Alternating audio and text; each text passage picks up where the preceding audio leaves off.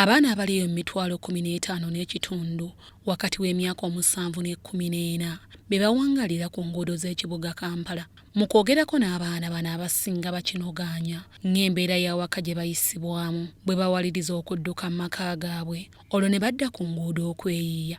Bangi ku baana bano bafundikira basabiriza abalala okukozesa ebiragalalagala n'okwenyigira mu bumenyi bw'amateeka gamba ng'obubbi n'ebirala.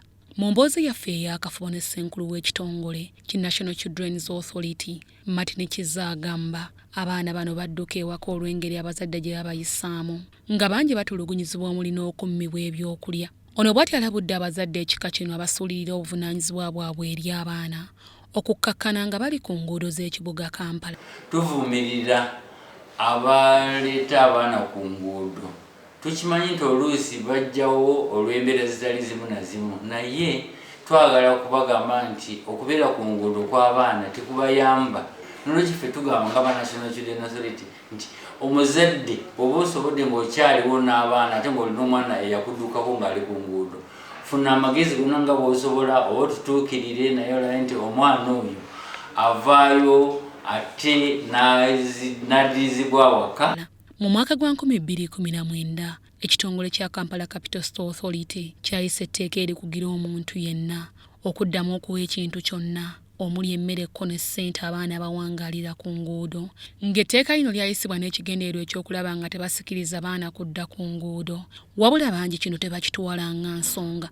Kizza ttottola obulabe abaana bawangalira ku nguudo bwe bayinza okugwamu mu bulamu bwabwe ne mu mbeera zaabwe eza bulijjo. Ekitongole kya KCCA tekyakoma wano, wabula kizze nga kikola ebikwekweto ebitali bimu ku baana bano nga babeera bakwatiddwa bayeewa ebitongole by'obwannakyewa ebirabirira abaana. Wano Martin Kizza agasse eddoboozi lye ku ekitongole kya KCCA n'alabula abawa abaana bawangalira ku nguudo ensimbiko n'emmere nti bamu ku balemesezza abaana bano ku nguudo.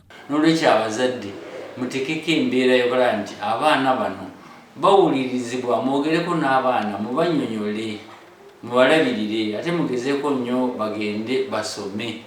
Siga nti ssente zibuze, gezaako nnyo ng'omuzadde otekeko embeera omwana bw'aba awezezza emyaka y'okugenda kusoma agenda asome.